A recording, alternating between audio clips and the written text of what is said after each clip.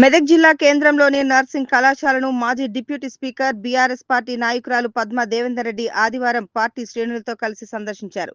ఈ సందర్భంగా కళాశాలలోని విద్యార్థులతో మాట్లాడి వారి సమస్యలను తెలుసుకున్నారు. అనంతరం సమస్యల పరిష్కారానికి సంబంధించిన డైరెక్టర్ ఆఫ్ మెడికల్ ఎడ్యుకేషన్ కు వినతి పత్రం అందజేశారు. ఈ సందర్భంగా పద్మా దేవేందర్ రెడ్డి మాట్లాడుతూ నర్సింగ్ కళాశాలలో విద్యార్థులకు కనీస మౌలిక వసతులు కూడా లేవని ఆగ్రహం వ్యక్తం చేశారు.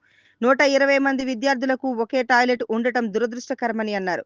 అలాగే విద్యార్థులకు నాణ్యత లేని ఆహారం అందిస్తున్నారని, కుళ్ళిపోయిన కూరగాయలతో వంటలు చేస్తున్నారని మండిపడ్డారు. కళాశాలలో డ్రైనేజ్ వ్యవస్థ సరిగ్గా లేకపోవడం వల్ల అనారోగ్య సమస్యలు తలెత్తే అవకాశం ఉందని తెలిపారు.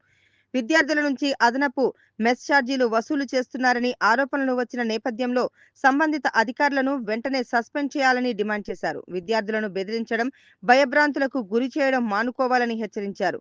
వారం రోజుల్లోనే కళాశాలలో అన్ని మౌలిక సదుపాయాలు, పరిశుభ్రత, డ్రైనేజ్ వ్యవస్థను మెరుగుపరచాలని ప్రభుత్వం అధికారులకు గడువు విధించారు.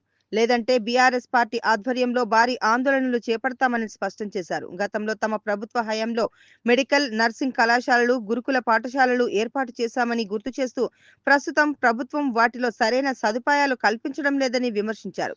విద్యార్థులు మంచి శిక్షణ పొందితే భవిష్యత్తులో సమాజానికి మెరుగైన సేవలు అందిస్తారని పేర్కొన్నారు. వీరి వెంట మెదక్ మున్సిపల్ మాజీ చైర్మన్ మల్లికార్జున్ గౌడ్, మాజీ మార్కెట్ కమిటీ చైర్మన్ కృష్ణారెడ్డి, న్యాయవాది జీవన్ రావు, పట్టణ party convener councillor Mamilla Anjaneyulu, కౌన్సిలర్లు బట్టి ఉదయ్, దీపక్ కుమార్, నాయకులు లింగారెడ్డి, సురేందర్ గౌడ్, కిష్టాగౌడ్, మాయా మల్లేశం, ఆర్కే శ్రీనివాస్, సంతోష్, సాయి కుమార్, నవీన్, బాలరాజు, కిరణ్, స్వామి నాయక్ తదితరులు ఉన్నారు. మరి ఈరోజు మెదక్లో ఉన్న నర్సింగ్ కాలేజ్ని విజిట్ చేయడం జరిగింది.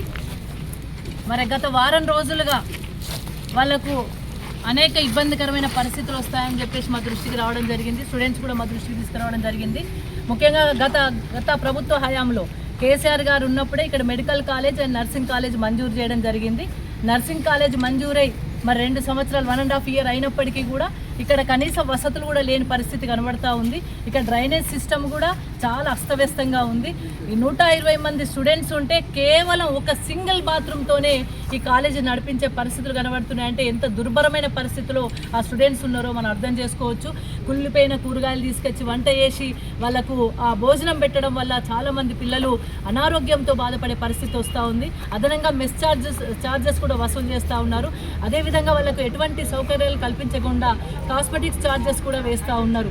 ఏమన్నా అంటే బెదిరించడం, వాళ్ళను అనేక రకాల ఇష్టమైన తిట్టడం అనేది జరుగుతూ ఉంది. కాబట్టి వాళ్ళు బయటకు చెప్పుకోలేని పరిస్థితి కనబడింది. మరి 1 వీక్ నుండి కొద్దిగా సమాచారం వచ్చిన తర్వాత మేము కూడా కాలేజీకి రావడం జరిగింది. ఈరోజు డిఎండి గారు విజిట్ చేస్తున్నారని తెలిసి వారికి ఒక తెలంగాణ ద్వారా మీడియా ద్వారా నమస్తే తెలంగాణ ద్వారా విషయం బయటకు రావడం వల్ల నమస్తే తెలంగాణ యాజమాన్యాన్ని కూడా ధన్యవాదాలు తెలియజేస్తూ, నమస్తే తెలంగాణ మీడియా ద్వారా మాకు పత్రిక ద్వారా మాకు ఈ సమాచారం అందిన వెంటనే మరి ఇక్కడ డిఎంఈ గారికి కూడా ఒక రిప్రజెంటేషన్ కూడా ఇవ్వడం జరిగింది. 1 వీక్ లోపల ఇక్కడున్న వసతులు చెక్కదిద్ది మరి ఇక్కడున్న అనేక సౌకర్యాలు కల్పించి ఈ స్టూడెంట్స్కి ఎటువంటి ఇబ్బంది లేకుండా ఎవరైతే గతంలో ఇబ్బంది కలిగించిండ్రో వాళ్ళ మీద కూడా తగు చర్యలు చేపట్టాలని, ఇటువంటి ఇబ్బందికరమైన పరిస్థితులు కల్పించిన అక్కడున్న అధికారులు ఎవరైతే ఉన్నారో వాళ్ళ మీద కూడా కఠినమైన చర్యలు తీసుకోవాలని చెప్పి కూడా డిఎంఈ గారికి రిప్రజెంటేషన్ ఇవ్వడం జరిగింది. అదేవిధంగా 1 వీక్ లోపల ఇక్కడున్న సౌకర్యాలన్నీ కూడా కల్పించాలి, వసతులన్నీ చక్కదిద్దాలి, అక్కడ ఎక్కడైతే ఆహారం ఉందో ఆహారాన్ని కూడా శుచి అయిన ఆహారం అందించాలి, బాత్రూమ్స్ టాయిలెట్స్ కూడా కట్టించాలి, ఈ ఏదైతే డ్రైనేజ్ సిస్టమ్ను కూడా మరి మంచి బాగుపరచాలని చెప్పి ఉద్దేశం కొద్దీ మరి ఈరోజు రిప్రజెంటేషన్ చేయడం జరిగింది. ఆ రిప్రజెంటేషన్ ఇచ్చిన తర్వాత 1 వీక్ లోపల చక్కదిద్దనట్టయితే, యాక్షన్ కనుక అధికారుల మీద తీసుకున్నట్టయితే డెఫినెట్గా మరి బీఆర్ఎస్ పార్టీ మరొకసారి ఆందోళన కార్యక్రమాన్ని చేపడుతుందని కూడా ఈ సందర్భంగా డిఎంఈ గారికి కూడా చెప్పడం జరిగింది. స్టూడెంట్స్ పక్షాన నిలుస్తాం. డెఫినెట్గా ఆ అమ్మాయిల యొక్క బాధలు అర్థం చేసుకున్నాం. ఆ అమ్మాయిల భవిష్యత్తులో తెలంగాణ రాష్ట్ర ఫ్యూచర్ వాళ్ళందరూ కూడా మంచి మరి నర్సింగ్లో వాళ్ళు ట్రైనింగ్ అయితే రేపు రాబోయే కాలంలో మరి మంచి ట్రీట్మెంట్ కూడా ఇవ్వగలిగే స్థాయికి వారు ఎదగగలుగుతారు. అలాంటి స్టూడెంట్స్ని ఈ విధంగా ఇబ్బంది పెట్టడం కరెక్ట్ కాదు. ఎడ్యుకేషన్ సిస్టాన్ని బాగుపరచాల్సిన అవసరం ఉంది.